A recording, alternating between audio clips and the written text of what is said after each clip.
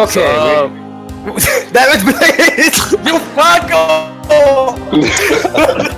I was preparing for like 15 minutes. You asked. I didn't know. Okay, yes. So, wait. We messed up at the beginning again. It wasn't even my fault this time. So okay. Alright, just continue. I guess that's Hisouten Podcast 3, Death to Hold by the Podcast. Welcome everyone. God. Hello. So,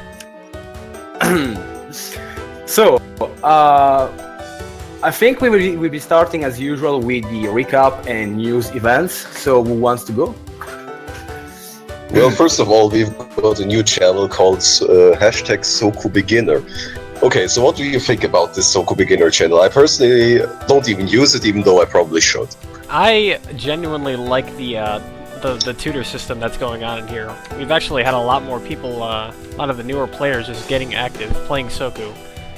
Hell, even old shit posters like Zim started playing Soku when this channel appeared.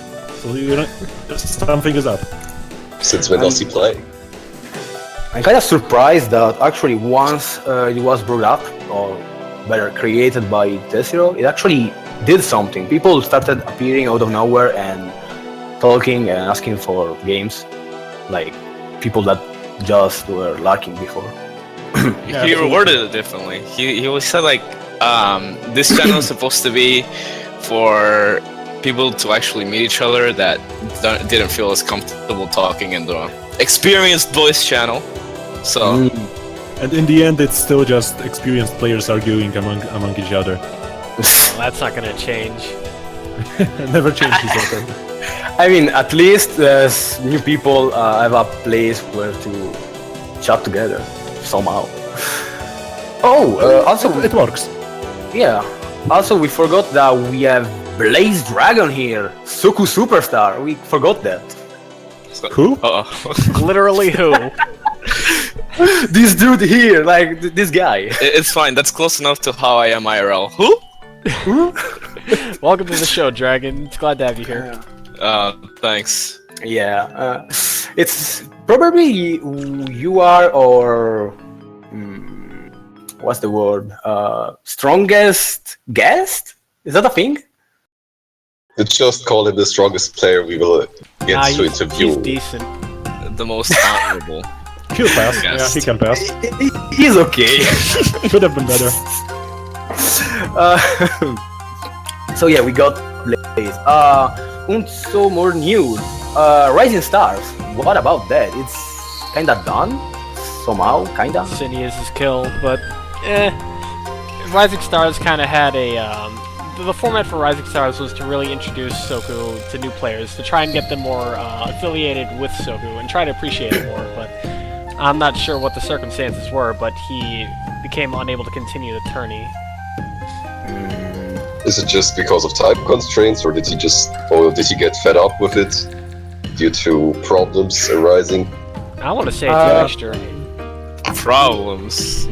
I wonder who would know about that. I mean, once I set up the tourney myself, I kinda understand how seniors can feel. It's not easy to manage an entire tourney, even if it's for just like 30 people or 20. Oh yes, but those are 30 people that that are going to have either shit connections, or they are going to act like children, or they can't host, or Yuko, I'm fairly sure that's the case in any game.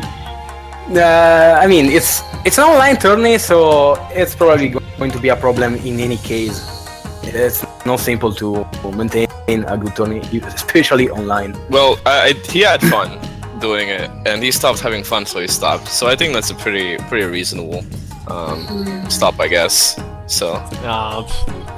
I mean, this is what fun does to you. Never have fun. And with the CS deciding to, let's say, drop the ball, no, just deciding to do something more fun, I decided to make up new tourneys, and it's Dream Chasers. And yes, please tell me about your Dream Chasers. Just tell me about the fucking anime. Oh, that's me. Yeah, all right, that's me. I like my anime. Yeah, thanks. Actually, best names, dude. I take this perfect occasion to have Zero show the the banner. So basically, the Dream Chaser is it's the same tourney as Rising Star, with the major difference that what? What? Nothing. Keep talking. Okay, it's the same kind of tourney, which except we win with one major difference, which is having more people join. So from low level to mid tier or mid level, and it seemed to work somehow. I had like 35 people, 37, something like that. We had plenty of players, that's true. I remember when we had a discussion about how to handle these things, and I still have to ask, don't you think this might be kind of threatening to nearer players because they will be thrown in together with people of a much higher caliber than themselves? Oh god. So yeah, that's a good point, because people were all about Dream Chasers being kind of a mess, because you can have a player like the Bomb or Scarpy, and then you have like some new player that can barely play, and Free. you know. Okay, yes, something like that. But I don't think it's a problem, because the idea of Dream Chasers was to have a tourney that was kind of like Circus Saturday, except without, you know, the stronger players. So how, Without how the do you feel retarded about it? starting hours. Basically, Dream Chaser is literally Circus Saturday easy modo, in a way. So everyone can have a chance, but at the same time there is competition. So basically, even if you are a new player, you need competition to get better. Winning itself does nothing. If you win because there is no competition, it's not a real victory, you know? Now, are we going to bring up Rising Stars 9, where Coco won with literally no competition? Because she got cucked out of the previous two tourneys. I mean, that's up to Coco to say that. I feel offended. What? Why? It's not a real victory if you have no competition. Is that how it is? I mean, damn it. It's You're forgetting who our guest is here today. I'm watching you, Genki. okay. Damn it. The thing is that it's you have competition, kinda. Come on. Oh god.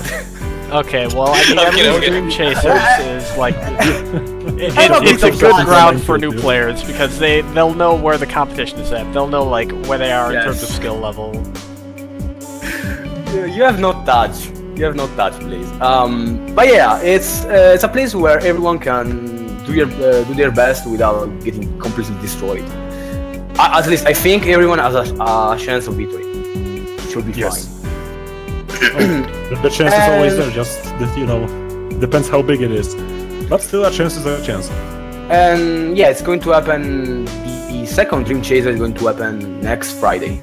So Please wait, what will be. And since we are talking about tourneys, I hear there's a shitpost tourney that happened. No, the hell of a Nor bomb. shitpost. Did that What? tourney actually happen or not? Because I was those there. words were weird. no, I was there. It happened. Oh It my actually God. happened, and there was like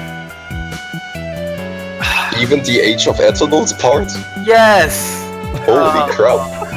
And I don't even know what to say. It was awful. Like Who would have What? guessed? once someone got a 5 card, they went on Age of Eternals. It was a mess. Also, How long did that turn even last? too much. That was about a 5-hour tourney, but there was a lot of unexpected rules to this tourney. I mean, I wish Normac was here to tell you guys about it, but you know what? I'll bring up the rules right now. That way, everybody gets to witness the art. I would like to say that there was also almost no Soku, and most of the games were either rock paper scissors, coin flip, or how's it called? Friggin'. I don't know the name. The fucking. Ship hosting. I mean, no, but almost. Basically, there was no Soku. It was all a pretend game almost, except I for the must say, finals. you're a madman for actually volunteering Tic to. Tac Toe, yeah, Tic Tac Toe. Thanks, man. What? You've got Yeah, to be joking. No, there was Tic Tac Toe when there was more Tic Tac Toe than Soku. Okay, this tourney is way too memey for me, and that's coming from me. And I'm serious. That happened. That actually happened. I was there. Well, that was. I don't know what else you expected from Normac. I mean, the previous tourney he made, where you just had to play until one side actually decides to give up, was pretty sensible in a sense. Oh yes, but the previous tourney didn't use the fucking Scarlet Union rules, which are a meme in themselves. Oh man, that is another level of meme. Okay, well, at least this one is over, and we won't have to see it for a while, right? Just keep taking up time slots so Normac can't make any more tourneys. Wait, Normac is gone for a while? Oh, never mind. No. No. B. Oh yeah, we have got the rules posted here. Is anyone gonna read them, or shall we just... Well, they are all let pinned. you guys enjoy that. Yeah, they are pinned in Hisouten if you want to have a closer look at Scarlet Union and how great they were and why they fell. The funny thing is that most of those rules were even followed, except for the rule 11. Like that was the only rule everyone was following. That's the most important rule. I mean, the tourney was called Rule 11, wasn't it? Yeah. I think it just wanted to have a final where every time you get a 5 card, you play Age of Atmos. That was the main selling point for that tourney. Yeah. Which is the same why I made Dream Chasers. I just wanted people to play Rock Paper Scissors, and it worked. Amazing. Why not Age of Eternals? It's more balanced than Rock Paper Scissors. What? No, come Besides, on. 10 seconds is all you need to crush that ass. It's fine. Yeah. If you are BlazeDragon, yeah. And speaking of 10-second corner assaults, this is your daily reminder that on the 20th of May, which is next Saturday, corner assault is happening again. It's our big ass tourney, so make sure you all join. Oh yes, you have me and Theano who are currently working on a beautiful layout just for this tourney. It's going to be pro as fuck. And we also have actually prizes. So Oh my it's gosh, going to we have be... prizes? Yeah, we do. What is it, Bad Rats or Necopara? Okay. Can I already congratulate Bad Blaze on rats. going to win a prize? Wait, come on. Okay, there are going to be, I think, prizes for first, second, and third place, and it's going to be something different for each place. So it's you have a reason to play for once. Hey Dragon, do you think you can tell us a little bit more about Corner Assault? What do you expect to come out of that tournament? Like, who do you think is going to participate? Well, corner assaults usually have a way of going about. Usually, it starts out with the qualifiers. Before it used to be Swiss, but now it changed to qualifiers into double elimination. Most of the new players or the inexperienced players play in qualifiers and try their best. And then you look at the challenge page, and they just have a row full of L's. This is like stacked up, just like red L's, and you get sad, as an experienced player. But yeah, basically they never get it out of the qualifiers, which is sad. So most of the time in the elimination brackets, it ends up being the experienced players regardless.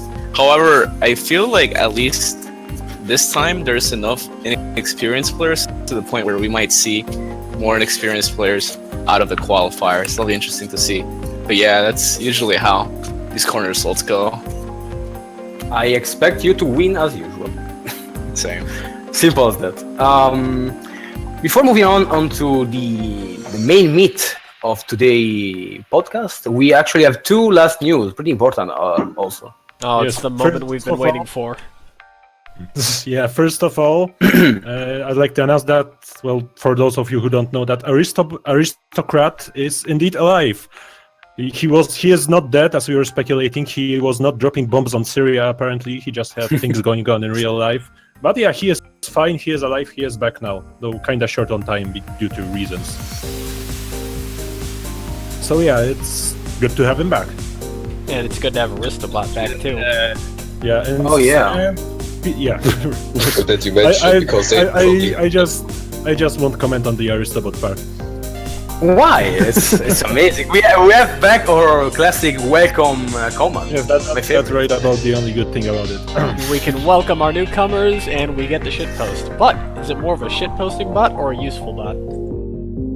It's both. Yes. It's both. Nobody says these two things are exclusive. It's a repressed bot right now. Okay. Okay, and our final bit of recap news.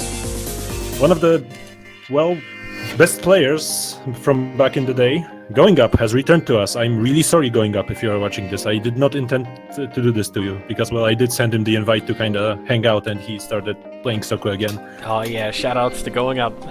Yeah, he's kind of rusty now, but back in the day he was an absolutely monstrous Reimu, and I'm really hoping that he will be one again.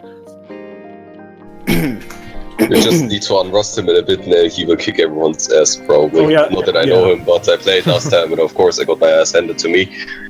Yeah, and I also learned my Nazi modding ways a bit from Going Up, so yeah. There's also that. Basically, it's a piece of history. Yes, a dinosaur. I'm sure we can use him somehow for the podcast one day. So with that, we have finished the news, and we should move on to the main topics. Don't you agree? Of course. Okay. So today we have BlazeDragon with us, and we are going to talk about mostly, the higher level stuff of Soku. The higher level? Yeah, I mean, it includes rolling the dice? yes. RNG is a skill. And we gone into the RNG of Soku. Last time we were actually talking about the weather and making decks, all that stuff. And the problem with this in Hisouten Soku is that both of those things are kind of connected to the RNG. So yeah, that's a thing. How do you deal with that, Blaze? Well, which RNG? I think the only two RNGs that there is the deck system as well as the weather system. Now, for the combo system, that's weird. That sucks. Sulfur is stupid at coding, and some of their hits are just weirdly comboable, and some of the hits just come out random, like Alice's JV bullets or something. But for stuff like weather, there's a few weathers that just kind of annoy people, and that's understandable. But I feel like as long as you're able to control the flow of the game, and as long as you pay attention to the weather, then you should always have a goal in mind, and that is basically just to either not let the weather affect what you're doing in a wrong way, and you can do that simply by avoiding things like heavy fog when you're in the advantage, so that means that the other person doesn't get a freaking comeback from that. Or you can force Typhoon when the other person has barely any HP. But basically, you just have to make sure that the weather doesn't screw you up. And as long as you focus on that, then the weather basically never betrays you. It's always your best friend. It's kind of controlled RNG. Though I would say that biggest RNG offenders here are Aurora and Vapor. Look, it doesn't. It sounds pretty BS, but the way I look at Aurora is, all right, I'm just going to assume it's gonna be some bullshit weather. That's a good way to think. Always assume Aurora will fuck you over. Always assume it's Typhoon. That's how I treat Aurora. No, I think the worst Aurora is Sunshower, since that can kind of fuck you over. No, but I would like to point out, Soku is a fighting game. Usually fighting games have almost no RNG, but okay, I don't know many other fighting games, but I think Soku is more heavy on RNG than many other known fighter games. Is that true? Definitely, because Soku has, again, the deck system and the weather system. While you can kind of control the weather somehow, the deck is completely RNG, and you can do much to control it. You can do something, but it's not much. In any other fighter, you don't have really any RNG elements usually. Well, there is one thing that the weather does allow you to, that the deck system does allow you to see is the other person's meter before they actually are able to use the card. So to use as a comparison, in any other fighting game, if a person has enough meter to do a reversal, then you can't really see it coming, besides assume that just because they have more than a certain amount of meter, that they'll use such reversal.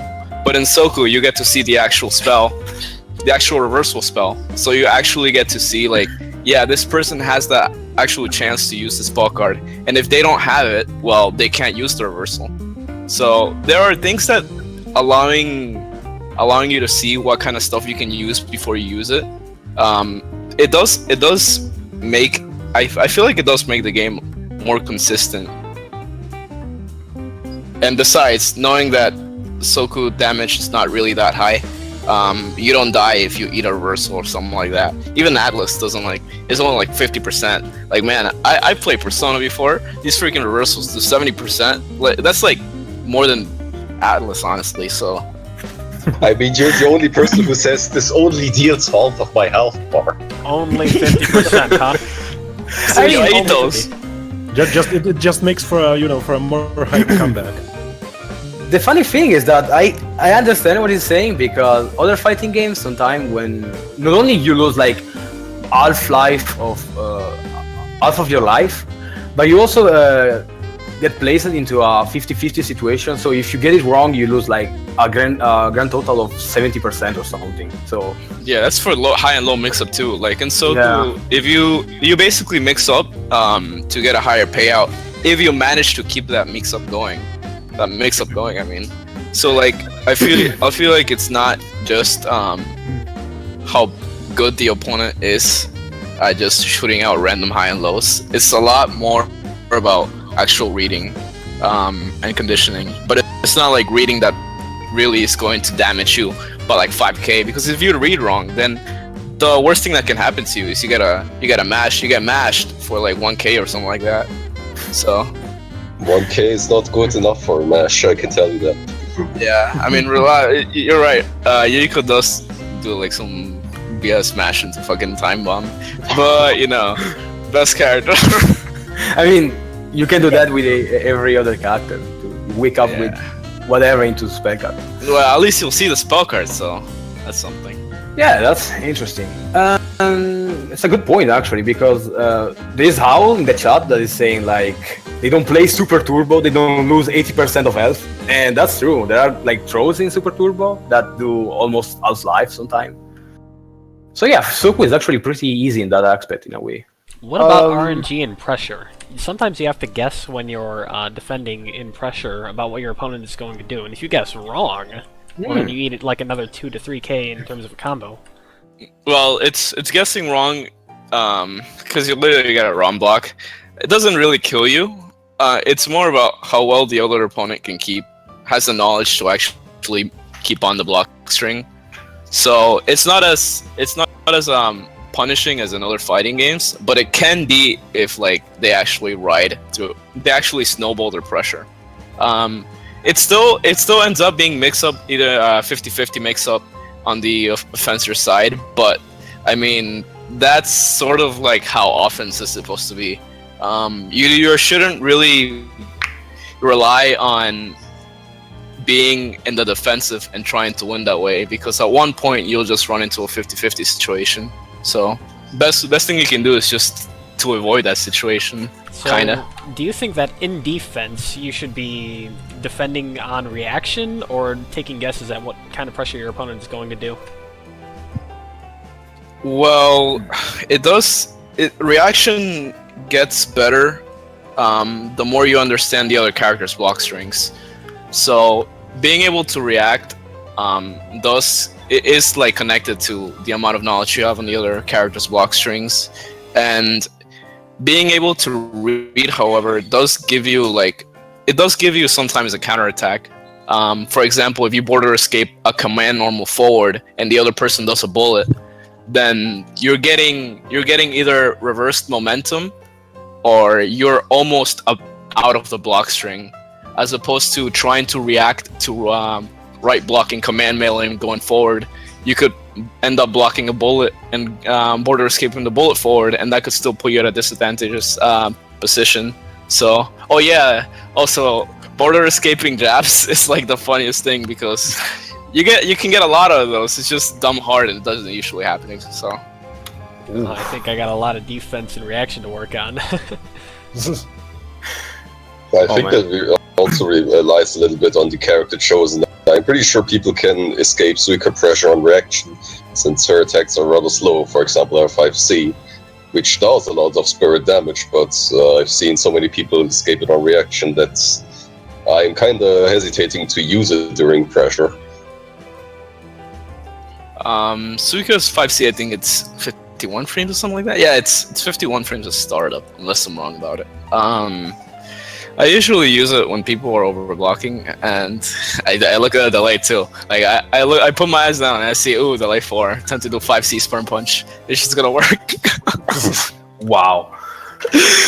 Either way though, Suika's pressure is a lot of 50-50s that don't give you much reward, or don't give you any reward besides a ROM block. So you just kind of have to keep going with the 50-50s unless you have to keep going in the 50-50s until the other person gets actually opened up. So at least you just have to focus on keeping yourself safe from mash. That's like the most important thing about pressure, I feel. As long as you don't get hit for trying to do pressure, then you didn't actually do wrong pressure. So yeah. So we were talking about RNG, but this connects to another topic that we kinda are, dancing around right now, which is autopiloting, and mind games. Because let's go back one step to the fact that Soku was the weathers. Sometimes I think people don't really watch the weather clock, or even what the opponent cards are. And I think that is part of autopiloting, Well, part of it is obviously autopiloting, but a lot of the times it's just a new player who doesn't really know yet what the fuck is going on. oh, you don't know what gets me. The worst thing is when like I'm playing people and they're doing some combo or doing some spell and they have low health and they force Typhoon by themselves, right? So they're doing 5 and there's one hit that goes into Typhoon and they do a spell card anyways. I'm like, oh, I'm ready for this, and Typhoon happens and I kill them for it. Oh. And then they're like, oh my god, RNG, the perfect RNG. I could not see that coming, not even if I was Buddha and I could see the future. Like, bro, you summoned that Typhoon yourself, so come on. I actually built my decks around to reduce RNG fucking me over. If you have noticed, for example, I have so many reversals in my decks usually that if it's Mountain Vapor, I will just use a spell card and it's going to be a reversal anyway. That's just my mindset and it works really often. I mean, ask Genki, last time I played against him, my Atlases almost always appeared. Yeah, Not that I actually hit, for but I some actually hit. reason. I do remember fighting Tanuris on his Marisa, but basically with Vapor he could just do dial A, use card, and he would always combo.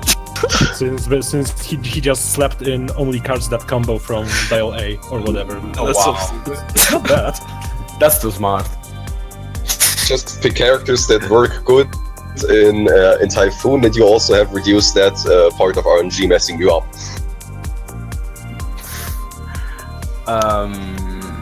So yeah, about the autopilot thing, and also mind games. Do you have any advice on it? Because I think people should really. I think sometimes people spend their time training combos, trying to understand cards and whatever, but they don't really pay attention to the weather or how the opponent moves and all that important crap, Well, some of the time I'm just going to use Patchy for example, but some of my autopiloting comes from just spamming the same moves over and over in neutral, and this is the kind of thing that gets me destroyed in matches. Like, I may have a good neutral, but the problem is that I always do the same stuff, and this can translate into autopiloting. and this is one thing that I would need to work on personally myself. But what I want to know is what kind of I'm sorry, what kind of alternatives to like autopiloting can I even do? Like I can only like input so many 421, 236 until eventually my shit gets grazed and then I get countered for it. Autopiloting is probably a pretty complex topic by itself, because changing how you act in the game is pretty hard. Also, depending on the character you play. Like, I don't know what, for example, Zayton could do with Oku and changing his plan. I mean, some stuff has to be repeated. Don't you agree? I don't know if Zayton actually autopiloted Oku though. That character is way too variable to actually play one manner in. So you should all just kneel in front of Zayton and said, "God, man, you're such a genius. I don't know how you can even win rounds with this character." I just press for A and see what happens. I mean, The that 4A works. autopilot is the strongest in the game. The 4A kinda covers almost every important aspect of Utsu neutral, so that's fine. It's the best reversal in the game. I like how Splinter no. put it. There are so many ways of pressing 4A. Yeah, there's also the sacred half press for A, but I haven't gotten there yet. I think Sigets knows it.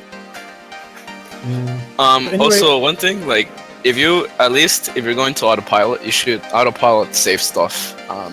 So I've seen a few Sakia players who autopilot everything into 623, and that's the kind of shit that gets you killed.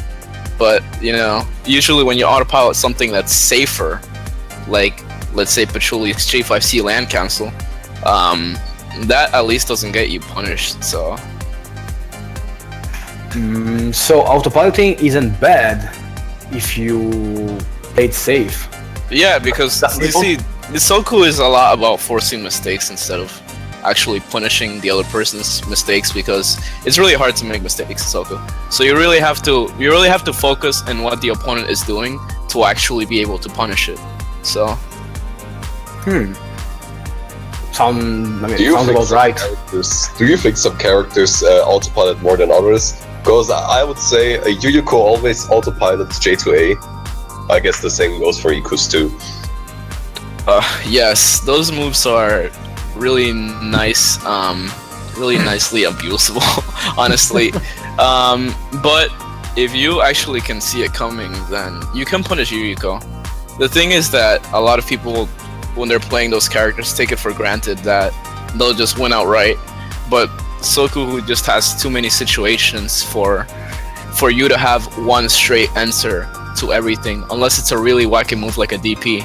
But I would say that those moves are abusable to the just abusable if you're playing opponents that don't really or aren't really used to forcing mistakes, aren't really used to paying attention to those moves, because they don't have to. Most other moves you can just ignore or avoid, but moves like those you really have to watch out for, and if you do that, then you'll be fine for the most part. These moves probably destroy any nearer player. I remember getting wrecked by these J2As. I mean, I still do, but at least I kind of know that I fucked up beforehand to get me in that position. Yeah, like that moves 17 frames. It's like, it's big, but it's pretty slow, and with freaking perfect flight, even though you can aim it as much as you want, you can still see it coming, so... I mean, kinda sounds like you... What you say makes sense, but I think while playing, people don't really know how to, react and punish stuff. Yeah, that's true. It's not very easy. Like, you have to be really good, or you have to pick a character whose move just completely ignores those moves, like Raisin's J-Ray, or Aya's J-Ray. You can go one way of going about it, but there's also a few. One's a little bit more effective, but I think you still have the chance to actually win if you pick other characters. So It would be a perfect moment to talk about something, but I think we should move on to another topic. But let the steak get juicy. So this is an easy topic for Blaze. Tournaments. Blaze, how do I win? Blaze, how do I win tourney? okay, so you kick these people out, right? Rand, you kick Ionator out, you kick Rand out of this whole server. I mean, and then they can't join that shit. You know? And then again, people win. See you in corner or so. I did. Okay. Wait, there is still you and other people. Other people are a problem. Oh wait, you're trying to win the tournament? I'm sorry, man. I can't. Okay, no. Damn it. Okay, no, seriously. Tournaments are pretty hard. Like, let's forget the opponents that you have to face, even if that is kind of, the main problem. But I think some people don't really know how to play the tournament way, if that makes sense. Well, it could come into like how you prepare for the tourney. I mean, preparing for certain matchups or places you really struggle in. Like, if you're trying to win the tourney, you want to focus on like where you're very weak at. My preparations include a bottle of booze. Honestly, I could probably learn a thing or two from you, Morph. Since like when I joined tourney, I just become so nervous. I underperform horribly. I absolutely hate it. It completely just stops me from joining tourneys. Since I know that I can't you're really right. give it You're my right, best. Zayton. That happened to me like actually a long time ago. I even lost to you, I think. Yes, Lots of quarters. yes. There is a recorded win I had versus Blade. I have it hanged over my The first bed. ever recorded win against Blaze. Wow. Treasure it. How do you Nobody feel? else he has that probably. Yeah, but as Zayton is saying, people get nervous. How do you even? I mean, I do get nervous personally. I've been playing like hundreds of times, and I still get nervous. How do you even reach the state of mind where you are just yourself? I Be suppose drunk. that isn't being yourself. That is being in another state of mind. Or you what don't if, beat what it. if it's the brackets? What if the brackets are always rigged to his favor? Don't expose Blaze's secret. Danger intensifies. Something doesn't sound right. But yeah, what do you think about luck being a part of tourneys? Because, as you're probably trying to hide it, that if you're unlucky, you just get paired up with people you either suck against or that are just playing better than you. Or are from South America. Aw, dude, rip. As Ionator would put it, South America's just ruining his motivation for the game. I see it from like a morale standpoint. If I lose to someone that's clearly better than me in a tournament and I get them bracket 1, I wasn't gonna win that tournament anyway, so I'll take the loss.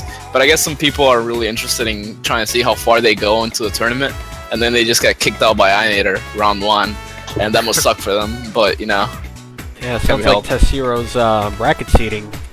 Thanks, Tessero. Funny stuff actually, because every time Tessio places me like always on round 2 and in the best position possible, and I keep losing anyway. Like, I think I have Tessio on my side, but even so, it doesn't. You need to pay more.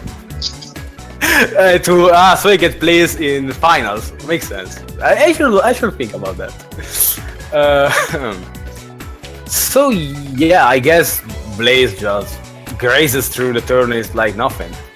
It's that simple. Like, you even play other characters.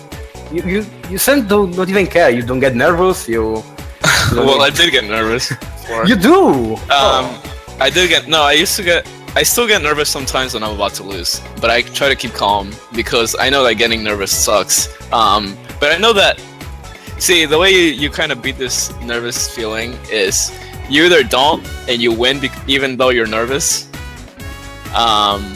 which is pretty raw. So like, I mean, yeah, you won even though you're nervous, so you shouldn't feel nervous next tournament. That's how I saw it. or you just train so hard, and in casuals you just beat everyone so badly that you start to actually feel a little more confident. So it's all about those casuals, man. So basically, you build up your own, what's the word? Confidence? Yeah, should be. Yeah, like And yeah, basically you either win even though you're nervous, and then you beat that, or you just train too hard. So Yeah, yeah. also got a good cure for nervousness. Just pick a meme deck if you feel like you aren't doing well. And the enemy will never expect it, and if you're getting streamed, you at least can give the audience a good show. that actually works. Yeah, that's also kind of what I think the thing that makes me the most nervous is just knowing that I'm being watched in a way, just people looking at the brackets. Oh, look, this guy, he fucking fell out of the first round. He's dead already, and or God forbid my fucking game gets streamed. It just kills me inside. Well, I haven't actually seen many people talk about others when they're being streamed. What happens a lot though is after the game happens. So if you lose in an upset, then people start going at you after the tournament ends or something like that. Like I think it was like a long time ago. I even told everyone, Sanai Frog is so bad. I beat her easily, and then I lost to her, and everyone shit talked to me in Hisouten. Oh god. I mean, you reap what you sow. The karma, oh boy.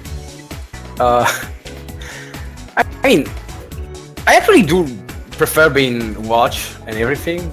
Though I guess choking isn't the best feeling in the world, I suppose. Oh, yeah, but I guess thing is, Genki, in your case, I'm guessing that you're just kind of used to people talking about you since your choking has been one of the biggest memes in the server. I mean, any offense. He's doing it subconsciously already. That's how far we went with the meme. I don't do it because I like it. I mean, I can't try to entertain people when I know I'm on stream, but I don't know. Damn it. You entertain me while winning. Oh. I kinda. No. I don't think at this point I'm capable of people by winning. So my best shot is to do something really dumb. Yeah. Sadness. But yeah, I guess everyone has a different view of being watched, or even being on the bracket itself. Still, I don't know. I hope people will like being, watched. I like being watched. Yeah, I don't know. I mean, it's okay, I guess. Yeah. I hope for that hopeful criticism after somebody watches my matches. And then you get she talked. No, I'll definitely watch it. The best thing actually of being on the stream is that you get she talk sometimes, or you actually get some useful advice, or it's both. It depends. Like the times where Owl told me I'm retarded. That's actually pretty good. Because it's true. That's the reason I would join those tourneys. I mean, it's actually true that I'm retarded, so... I mean... What the hell, Genki? It's true! I rewatched my game, and there was that time... There was Howl commentating, and it was... he's doing the most retarded shit, just watch. And I did the retarded shit! Like... wow! It's actually true, I'm really stupid, what the fuck? He even challenged you in Third Strike later, and he bodied you. Right. I didn't play Owl again in Third Strike, but I think I will lose. Anyhow, I think we are derailing everything. So yeah, I would still ask. Okay, now we've seen the point of the people who participated in tourneys, but I would also like to see the view of people who organized them. So, since you organized the Dream Chasers tourney, how does it feel, and what are your biggest problems during that? What are your challenges you face there? I mean, as a tourney organizer? Yeah, as a tourney organizer, I would like to see that point of view. I mean, the thing is that I kind of just made up the challenge page, And then friggin' Irish, I hope you are watching, kind of did everything else from the... Thank you, Irish, for the tourneys. It was Irish show before it started. I literally made He's the just a challenge. figurehead. Damn it! I literally made the challenge page. Then Irish made the what's it called? The seeding. And the only thing I did was coin flip two people and rock paper scissors two people. And the rest was kind of Irish doing stuff. Okay, So you your heard tourney the was people. rock, paper, scissors. Every Friday tourney is. No, the tourney was actually serious. I just wanted to chip in. I did organize a tourney once. It was Real Soku Hours. I think I was like 10 minutes before the tourney. I was only starting to figure out how the fuck does challenge work. Oh I yeah, think we had like 30 minutes delay. me too. It was pretty good. It was pretty good.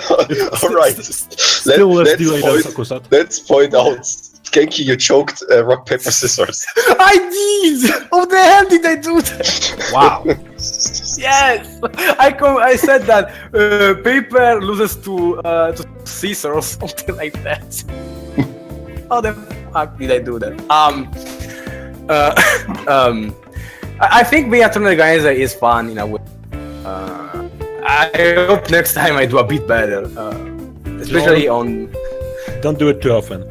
It will just slowly start killing you inside. Well, that's actually true, and I think having a tourney every damn week isn't that good in the first place. So it's every 2 weeks should be fine. I mean, right? Yep. We've asked So- these things before, everything was alright. So I think we are almost close to the real meat of the podcast, but not yet. About yeah, I know. Fucking took the meat away from my mouth. I'm blue balling everyone. So Blaze. Hi. Yes. Because you play a lot of characters. So last time we actually went about making decks and trying to play other characters. But tell me your point of view, because like personally, for example, playing Stoica is really relaxing to me. It's a simple character, I just press A and do damage. And not only that, but it's another way to view matchups and the game itself in a different light. So what do you think about playing a character and having also an alt character? So a main and alt. I think alts are an exploration of the game, just because I feel like personally characters do play a different way than others. I don't think you should play other characters the same way as you play your main, unless you really feel like doing that, because I know Owl likes playing Alice like he plays meleeing. But I feel like there are certain things that you can learn only by truly learning how the character is not supposed to be played, but like, okay, yeah, how it's supposed to be played. Alright, let's just say that. It teaches you stuff that you probably wouldn't learn with your character, because your character is not forced to do such thing. Like, I'm gonna say Raisin isn't forced to not whiff very often, unless it's something like J-Day, or she's not forced to be careful about her bullets mid-screen or neutral. So when I play other characters, I get more used to learning stuff like that. I get more used to characters not being as good in certain aspects as Raisin. And then when I play else, I also get used to this character being easier than Raisin to some degree. So one, I think that you shouldn't play other characters the same way you play your main unless you really feel like it.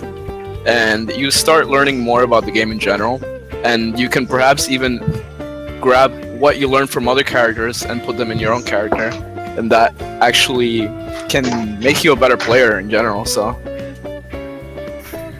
Yeah, So- my problem with alting is that whenever I pick an alt, I just kind of, I fuck around with the character, but eventually I just end up feeling like, I could be spending this time to improve my main instead.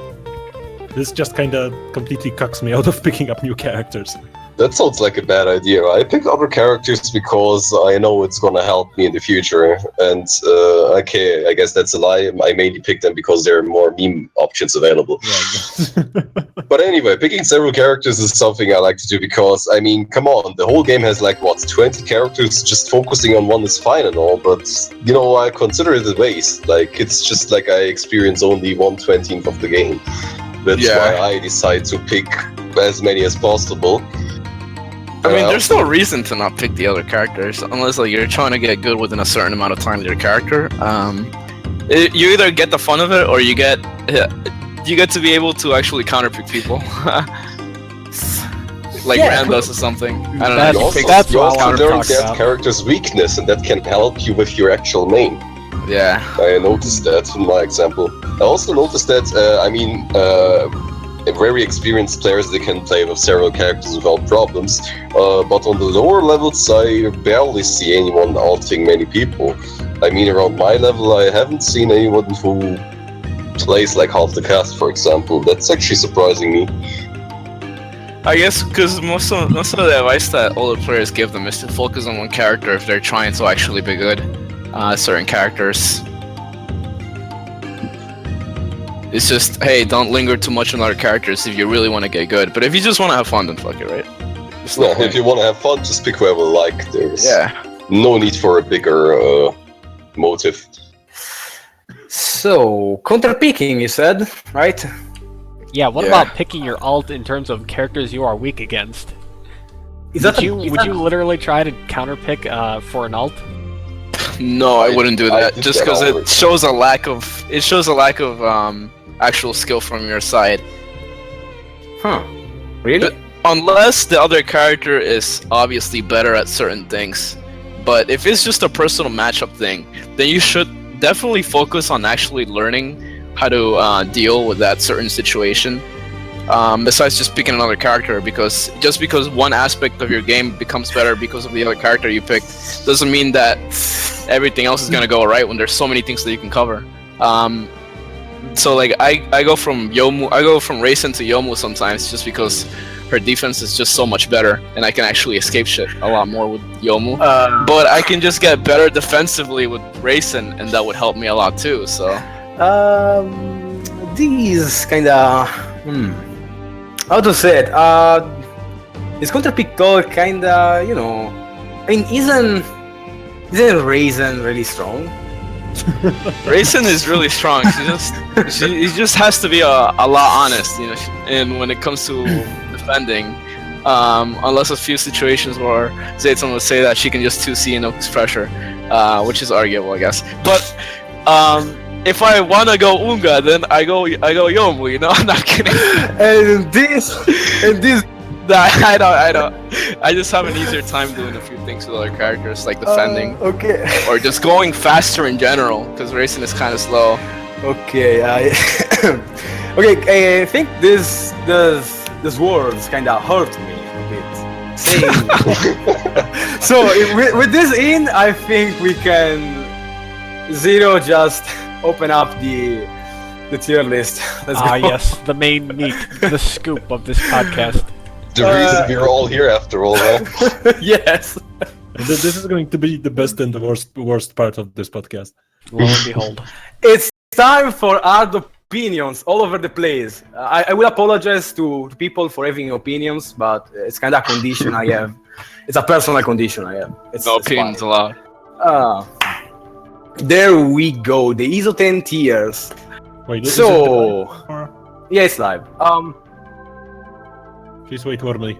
Is this the right? Oh damn! Wait, this is the right one.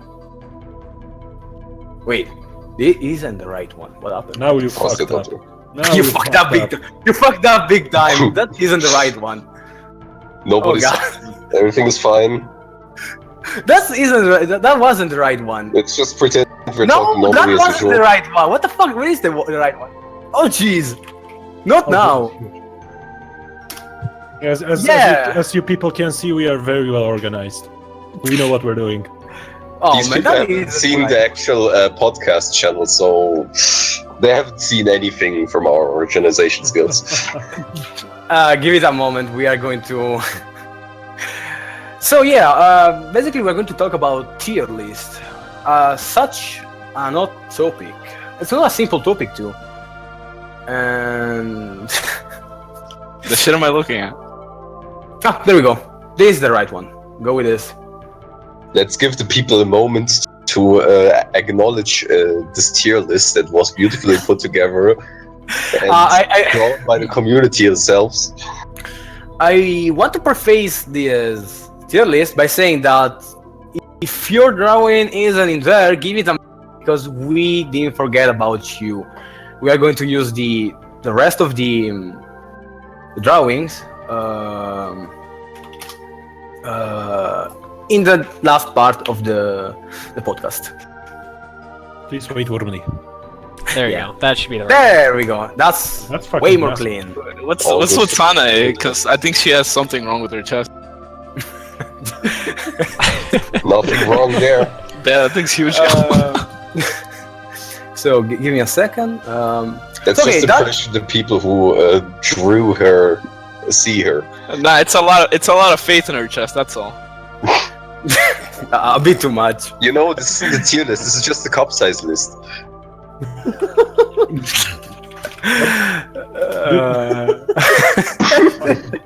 Oh my god, that makes sense. Oh god. Oh wow, that's true. So yeah. Basically this tier list, outside of being undrawn by people from the Hisouten Discord, it's based on the Neyazu tier list, which you can find in the wiki. And it's don't ask me, it's just there. Must be some Japanese player, I suppose. And it's a really subjective list. You can see that. Like, why the fuck Komachi is in D? And on trivia, it's about the airbreast because Oh, between. yeah, I shut you down before you even tried that stuff. So yeah, what? Like this tier list is so strange to me. Like, To me, it's ass. It's not even Okay. strange. like just why Yukari is in C? Why Komachi is in D? Look, I can pinpoint so many errors in this tier list, at least subjectively speaking. Okay. But I know because it's my opinion matters the most to me, anyways. But see what's wrong with the tier list. Komachi is so low. Sawako isn't the worst, and that's like community known. Sawako is supposed to be the worst. Alright, so at least that would make sense, even though I can't vouch for Sawako because I don't play her for shit. Also, Suika is like C tier, so what the hell is that? Like, Yeah, she's like minimum. like she completely destroys everyone in that bracket down there. She fucking shits on them besides Raymond.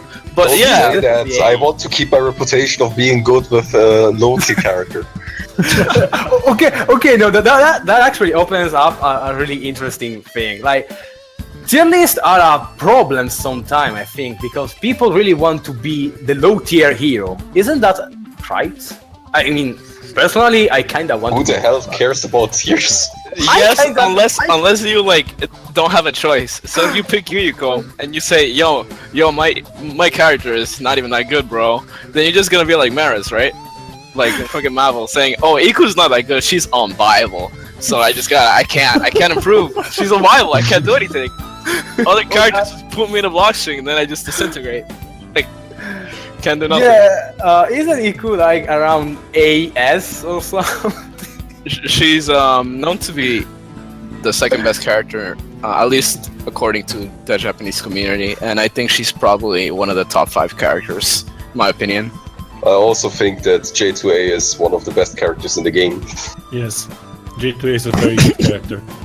Well, Iku is like 2 characters. She's J2A, and then she's Iku, but she could also be Veil, and then she's also Iku. Or Veil. Fucking Veil. Veal. I'm still watching this tier list. Why the fuck Suwaku is over Sanae? Is Sanae that bad? I mean, nah. I don't think Sana is. Nobody plays Sanae. That's why people don't even know how she does. And how I good or think bad. this tier list is supposed to represent how well the character, the person who made this tier list knows the characters. Oh yeah, actually in the there is an explanation behind this some of this placing, and the explanation for Komachi was that Neyazu really doesn't know the character, but he feels the character is bad. Like, out of nowhere. Well, I don't know what's his standards for actually making the tier list. Like, is he judging it based on the best players of the place he comes from? Is he doing it based on the win percentage that character has above the others?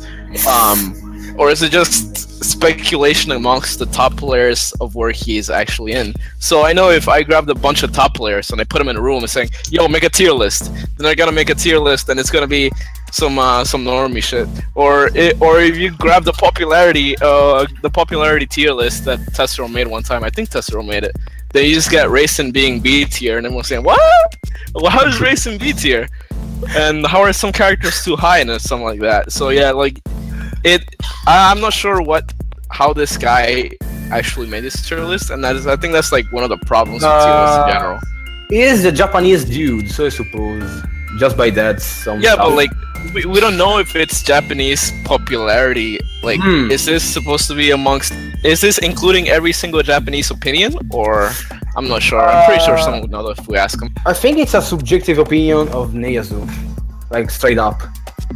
It's a wrong opinion. Don't you even have the translation of this? I do. I actually did post it right here. And the funny thing is that it literally says that he doesn't know Komachi, but it feels like she's bad. Oh, that's perfect. That's simple. Yeah, I mean, isn't that right? Anyone can make a tier list that way. I mean, well, yeah, like, come on. The best Komachi player I've ever known, honestly, is probably Magister, and it's probably Magister worldwide, honestly. Damn. And I think if you were to play some of those players, like he did say one time, and I can't really fact check it or something like that, but he did say that he did pretty well against really good Japanese players. So, I mean, I either trust him or not. Magister isn't the kind of guy to just, brag about something he hasn't done, so yeah. If he says so, then... So, also, yesterday... Tessero raises a point that Magister did say that Komachi does suck, though. Yeah, everyone says that, it's fine. Everyone says my character sucks too. But Hey, Yomu is definitely like DT, and the only reason is because I'm really super good. Explanation is still more accurate than anything else. Like, when you fight another person, there's two tier lists. There's the other person that rates your character based on how well they did against you, and then there's you, who just makes up a tier list already. Like, Magister would fight a certain person, and the other person, realizing that Komachi is giving him a lot more problems than usual, he's gonna say, "You know what?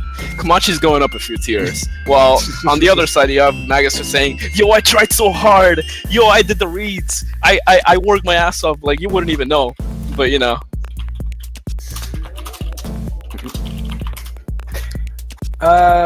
yeah, I actually posted an interesting tier list made by our dear man Morphman. Oh boy. Want to give a look at that? Might as well put it on the stream as a picture or something. It's time for some more hot opinions. If you're going to destroy the stream, then let's do it completely. I mean, I decided to use yours, but I have here a lot of tier lists, and they are all so interesting. I'm not joking. You have people that plays unusual characters on top, some that make it bottom, some that plays. The only thing that seems to be solid in every tier list is that some characters are for sure A or B. So high or mid, like they are always a high or mid. A or B. Yeah, players like Yuyuko are just good, and I think nobody here would deny it. Even I, as a memer, wouldn't dare to do that. Yeah, that's the thing. I mean, some things seems to be engraved into the stone, or better, engraved into stone, because Yuko is always on top. Almost no one has her in the A tier or anything. Yeah, it's just either that one skill that makes people put Yuyuko on top, or it's just she shits out damage. Like, actually, yeah, Fredia has Yuyuko in the A minus tier, but only when Yuyuko isn't using Sphere Bloom. It's actually all written here. Morphman, I need to ask. Like, I personally believe that Utsuho is indeed is usually placed pretty low in the tier list, but come the fuck on, man. How is she higher than Sakuya and Raizen? What the I that's just I mean, as all the tier lists we have had, it's all subjective thing. But I Raizen and Sakuya are my second most picked characters. And whatever and how many times I picked them, it just doesn't get better. They just feel so fucking weak. I've also compared Raizen's strength to that of swinging around a red noodle. I just can't comprehend how people consider even high, because when I fight an enemy Raizen, I mean, okay, I'm getting beat anyway, because Raizen mains usually don't joke around, but it just doesn't feel really strong. I just can't see her strong points, except maybe pressure. Yeah, it's just she's a little too slow, so she feels sluggish. And I played her, and that's my second most played character, and I still just can't see how she's being considered good, even with actual tryhard decks. I don't mean my poison deck here. I don't think it's the decks that are the problem here, you know, Marv?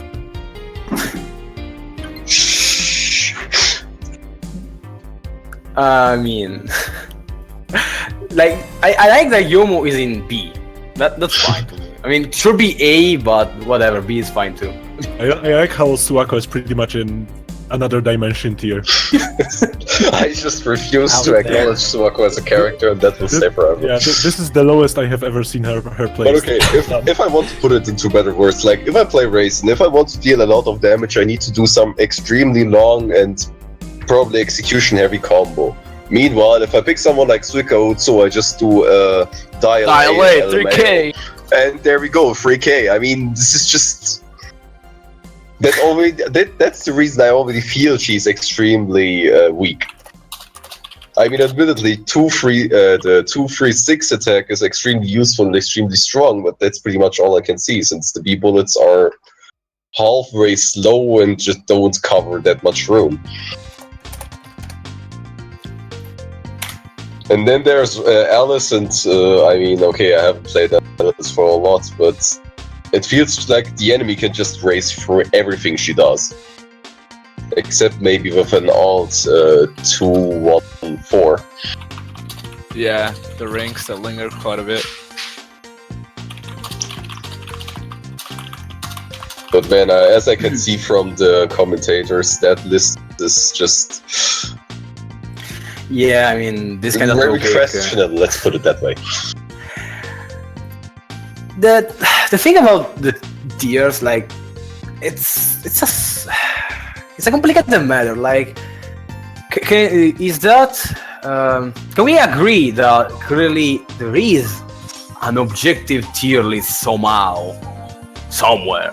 I mean, as you can see from every tier list in existence, we just see Yuyuko is always S tier, so everyone can just agree that that's objectively the case.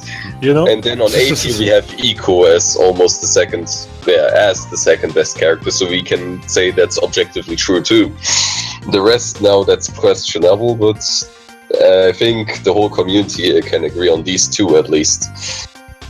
I just wanted to point out earlier on, Dragon mentioned that if you put top players in one room and told them to, you know, conjure up a tier list, I'm pretty sure what you would end up with is just a bunch of corpses and, you know, the last man standing just composing the actual tier list. I'm pretty sure all the beginners would say Suwako is S tier, and all experts say Suwako is absolute garbage. S tier. S tier, yeah. S tier. Oh. So here we have BlazeDragon's list, and well, it looks like he forgot Mei Ling.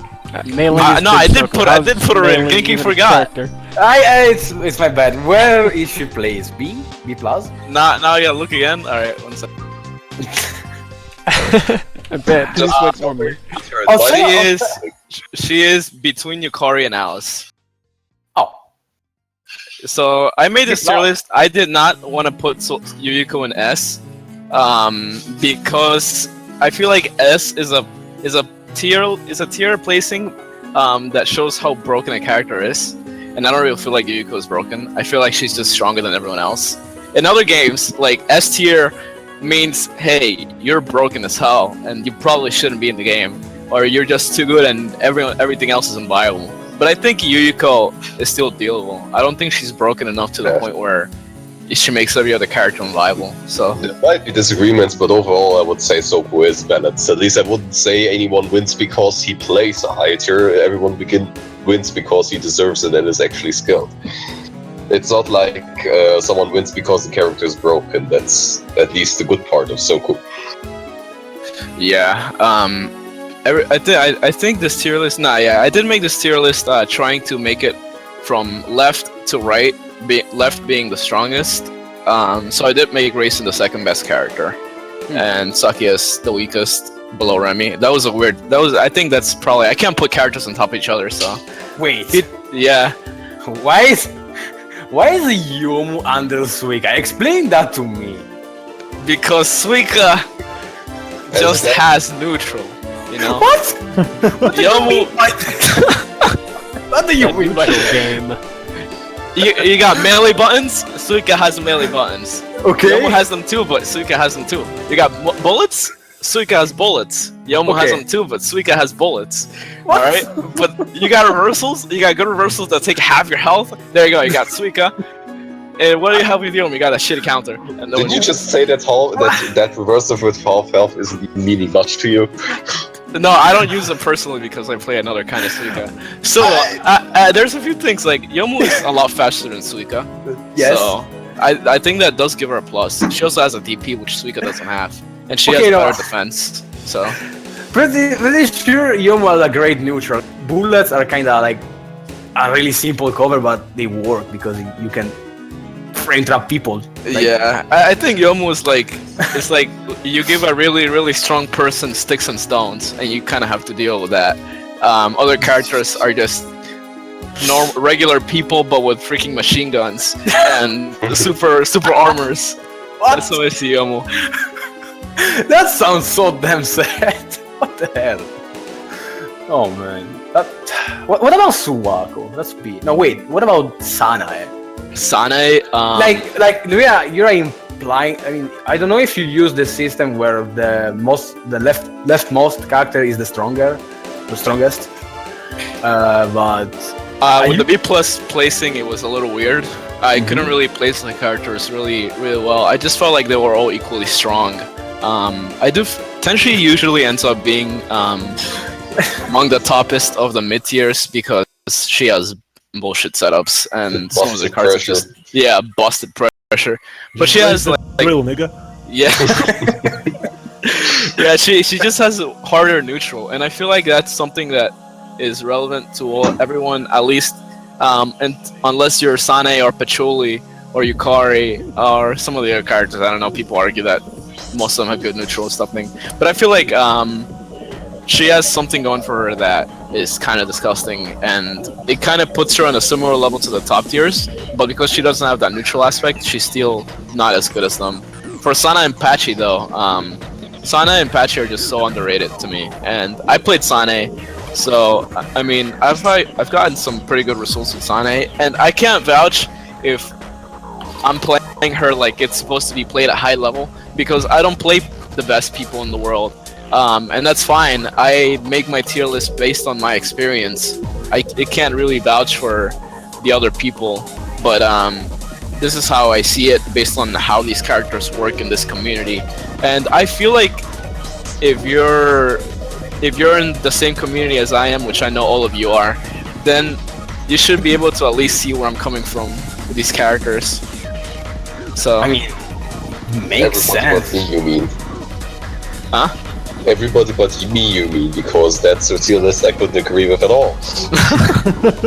I mean, it looks kinda decent, but I mean, Patchy that low kind of hurts, but I kind of Yeah. I don't know. I said Patchy and Sane are shady because I don't think they're the worst of that mid tier. They're just kind of weird, and most people prefer to see them being lower par. I honestly think that Sane and Patchy are not really weaker than the A- tier. I think they have tools that the A- tier characters have a lot of problems dealing with, and they can fight against the top tiers pretty easily. The only characters I don't feel like fight really well against top tiers are maybe Suwako, and yeah, that's it. You know what? We should make a meme dex tier list. That would be actually interesting. Oh, made then one Grayson already. will be shittier because she has no memes. Excuse got me. triple poison. My very first meme that Yo, was Holocaust raised. is no joke, alright? We got some Jews in here. You As a can't do German, that. as a German, I might have to agree or disagree. I don't know what I should say on Twitch, so let's just. So Fuck let's you, just Dragon. say no That's comment. all. Oh, Nathan, I said Mailing is like Mailing gives some higher tier cards problems. Honestly, I think she's really good, Mailing. I want to see her played more often, but I can't help it. So, rip. So I have to be the one who plays Mailing. This tier list looks nice, but I don't. It looks too positive, right? It's- You're used to seeing this shit where like normie ass tier list where you see Okusane Apache garbage, Suwako the total worst, Yuriko you got S tier, and everyone else you just don't play him because you just play Yuriko. But like, I mean, it looks good, but something inside me is telling me no. it must be the Yomu. Really, you should move it to A at least. I can understand that honestly. I've seen that. Even though I played Yomu for a long time, I've met people that play Yomu just outright better than me in some ways. So she does have a lot more potential. There's also potential I see in other characters, so I don't know how to really, actually see through like, dude, I'm playing these characters like on a monthly basis, so I can't do that much. So Okay, wait. What you said actually is interesting. Okay, there is a tier list, okay? You made a tier list and it's based pretty much on how you see and play the characters or fight the characters, right? yeah, Would you agree on the fact that some people are tailored on some characters? Like, let's say that if I play more Suika, I will play Suika better than Yomu, something like that. Don't know if you understand what I mean. yeah. There's a lot of variables to be taken into account when you play another character and you suddenly do better against them. If you're a guy who has no combos, then if you pick Raisin and you do bad with her, and you go to Marvin, I'm not calling you out, I swear. That's exactly what I'm calling out. It's the truth. Basically, like if you're a player who has a hard time doing combos and you pick Raisin, you're not gonna do very well. Because if you go to Suika and you just smash A, then you get 3K like that. Then come on, man. Like also if you go from someone like Raisin to someone like Yomu, and you just want to go Unga, then you can't really go Unga with Raisin that much when you're defensively. With Yomu, you can go Unga when you're in the defense, but when you get out, then you kind of have to play smarter than Raisin at some degrees. But Wow. yeah, This is pretty much how tier lists appear subjectively. I mean, if you do better with one character, you automatically assume it's better than the other one. yeah, I guess that makes sense. That's why I would rate Raisin pretty low, because it just, no matter what I do, I won't be able to handle it well. What I meant though is that kind of like, for example, some people play maybe you said yourself that you play Raisin and you feel that Yomu is in B, but you've seen people play Yomu better. Like, how does that work in your opinion? Well, I mean, wait, what do you mean? How does what work? I know Raisin is freaking strong because no, I mean like